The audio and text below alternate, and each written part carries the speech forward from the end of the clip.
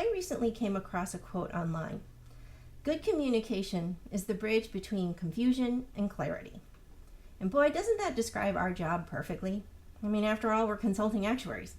Our job is to take complex problems, put numbers to it, and then explain it to our clients. And our clients take that communication very differently. You know, there's those clients that have no problem with mathematical phrases and language, and others really like charts and graphs and illustrations just to really get that point across. And then there's always those clients that, frankly, all they want is that bottom line. I don't care about the assumptions and the data and everything else that went into the work. Just get to the point. You know, there's also the aspect of nonverbal communication.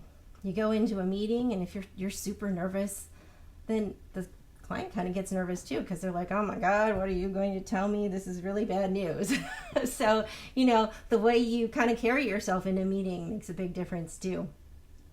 So communication is something you're constantly working on every day. It depends on the person you're talking to, or the method of delivering that communication so that it makes the impact that you want it to make.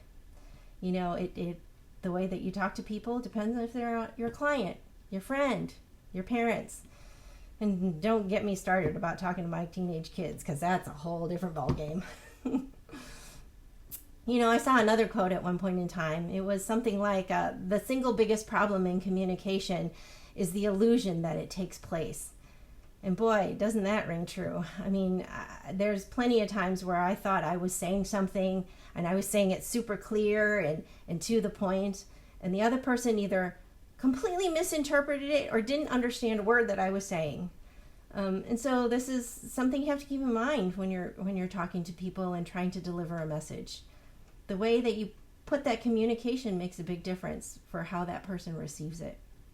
So keep working at the communication. It's a lifelong skill that you got to work on, and hopefully makes you do your job a little bit better.